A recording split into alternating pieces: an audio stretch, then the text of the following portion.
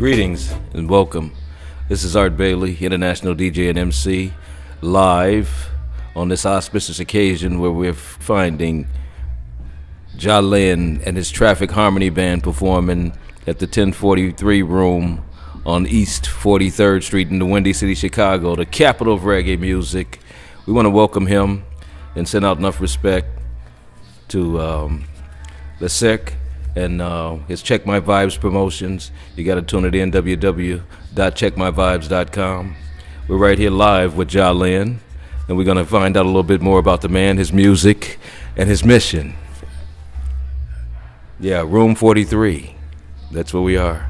1043 East 43rd Street is Room 43, a nice atmosphere for reggae music. And tonight the vibes are going to go international reggae music style with Jah Lenn and Traffic Harmony Band. Yes, greetings, Jah Lenn. And once again, it's a pleasure to talk to you about this rich music and Jah culture. Ras Tafariline live. Greetings in the name of the Most High, Ras Tafariline, a child born for the fall and rise of many in Israel, and a sign to be opposed. Well, for the last 30 years, I've been involved with promotion of this music, reggae music, and international black music. And I know a long time ago in the early days, and many times I'd stop by and chat with you in reason. In those days, you were writing many lyrics, and over the last few years, a lot of those lyrics have come to fruition with your CD, and now with you on the performance road, performing here tonight at Room 43. Tell us about how you got your start in the music, and where you're hailing from. Exactly. I come from a place near the Milk River in Clarendon, where it's full of counsel from the elders, from diverse background, Nyabingi, including spiritual groups like Protestant churches and spiritual groups from the folk of Jamaican culture, and what do you want to say, Pocomania, or you want to say Israelite flocks from diverse, people that used to just go off of them African spirit and create a village. Right up from the what them call the bush of plantation them nearby. Okay. So where I'm from, it was like a little universe, a very tiny place, a very small island and a very tiny so-called might be insignificant district. But Bob used to visit that district. Oh, okay. And Bonnie Wheeler. Bob had Bonnie had an aunt there named Aunt Sarah. Okay. She used to have a shop. Wow. That we used to go out there and get whatever, because we have a friend who is inside the shop. So you're rubbing elbows with Bob and Bunny? Well, no, I wasn't rubbing elbows for my mother's age. Oh, okay. You understand? Because by the time I came around, they moved to Kingston permanently. Bob wanted to forget suffering and country living, and he wanted to forget the park and the burning the logwood in the fire and them things. He wanted to. He had enough of that. Okay. His place is still there. Across the river, a place called Nyabingi Scott Park Center. Okay. But I saw Bob 10 miles from my district where I was born. Well, who were some of the other artists who influenced you directly? Well, you have a man on the African dub album named Henry Knight, otherwise known as Blusie, Ras Gargis, Thunder. He's on the first African dub album. Yeah, a man like that. I think I have that one. A man like that. A man like that. You have to watch that man in the dance hall. That man is a split image of Bob in the sense where he's short and he's a meticulous choreographer. Okay. When him dance, people have to watch, you know what I mean? And when him pick the microphone up, Okay. people watch. So when I saw Bob in Chicago much later, and I asked Bob where he was coming from, Bob was coming from a dance in that same district where I was born. I asked him about Blusie and Dago and those members of the Rastafari faith that were cohorts with him. And he was surprised that I mentioned those names to him. And at that time, he was brightening up in his face because evidently the cancer was getting to him. It was obvious.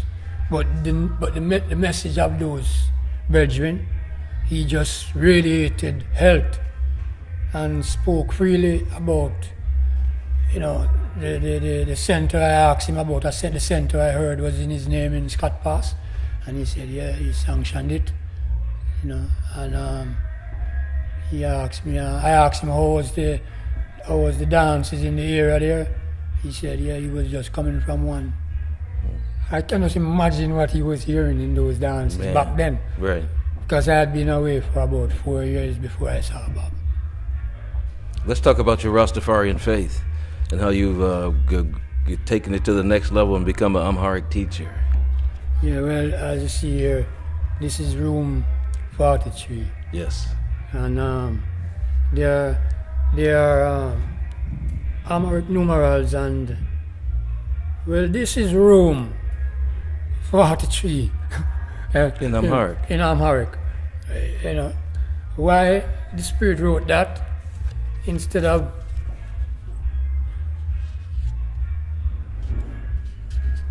room. This would be room, but that is Rome. Okay. So evidently, the Spirit is probably saying this place is influenced a lot by Rome. Because I didn't really intend to write Rome 43, but this is what it says, Rome 43. So I passed this place many times on the way to the lake. There used to be a man selling newspapers out there with tears in his eyes and a fire with wood burning in the fire to keep warm. The roof here was caving in because snow was coming in, and I could tell the man was evidently a father of mourning. And another day later, many years later, I passed by the same place and I saw a man looking just like him. And I asked the man, I said, is there someone else? You look like someone I used to see here selling newspapers. He said, it's his father. Oh, wow. Man. I said, man, I'm pleased to see you take over your father's building and improve on it and take away the sore eye from the neighborhood. And evidently, I come to find out the man's name was Bolden.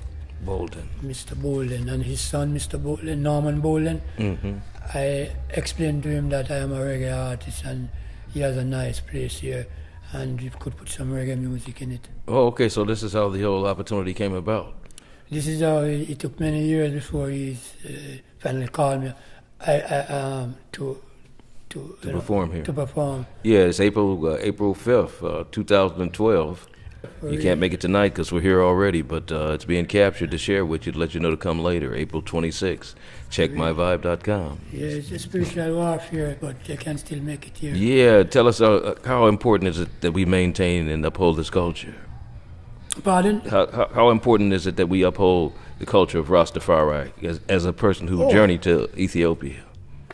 Oh, it's essential to cultivate the mind. And His Majesty was all about education. Yes. And education and studiation are all related to cultivating the mind, you know. The flowers in the garden are just symbols of the flower of man, which is the glory of man is the flower of the grass, and Addis Ababa, the new flower, is a symbol of the glory of man, you know. and education is related to symbolically cultivating a garden. Yes. It is that's the whole concept of culture and agriculture is not far from education. Yeah. You know, it's not far from that. And His Majesty have a palace garden there in Ethiopia that is very ordered above Mascal Square of the Cross. Mm-hmm. So this palace garden is built upon the foundation of the cross, Mascal. Yeah, for those who don't know, that is the place where they theoretically found the cross. Blessed love. Blessed love. Blessed love. And it symbolized the gospel. This place was built upon the message of the gospel.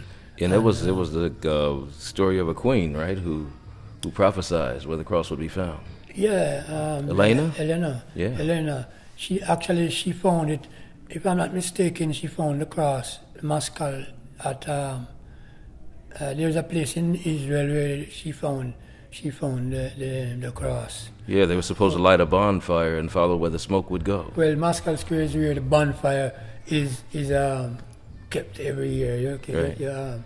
You know, I went to Ethiopia, but I was meditating all the while. I wasn't going around many places. Yeah, sabbatical. You know what I'm saying? So it was like I said, no, this place, Palace Garden, is built upon the foundation of the Mascal Square, and the garden is above the Mascal Square, and on top of the Mascal Square, on top of the garden, here is a conference hall where people can convene meetings, and on the other side of the conference hall, there's an imperial wing where universal leaders of the world are received there by the emperor when he was convening meetings there. And there's above the conference hall, His Majesty set up a thing called a Unity Restaurant, where traditional Ethiopian food is served. And above the Unity Restaurant, you have the thing called National Snack Bar, Abatekel, which Abatekel is His Majesty's name, traditional name, because they named the emperor after the name of their horses. Every emperor have another name after the name of their horse. Lenn Reid.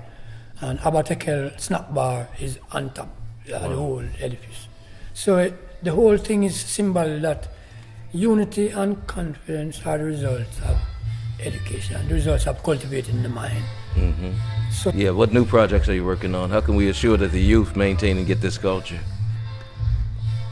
Well, youth can still get this culture by, like I said, remembering what the Rastaman said. Remember what the Rastaman tell them. And prove it, or try to prove it or disprove it. You know, because in time, the same man who see walking there like a madman, you understand? Society create a stereotype that now the Rastaman live it out, and everyone is trying to dread. Yeah. And yeah, that's my point. There's so many. You see so many dreads of it. We got to make sure the kids are getting the culture as well. Yeah, well, they have the fullness, the knowledge, as well as the culture. Well, thank you for saying that, because this is what I teach them in the school. First, I teach the kids their names. When I am there in the school system, I was there for 7 years, and I tell them, my name is Mr. Reid, otherwise known as Toki Ax. And what is your name?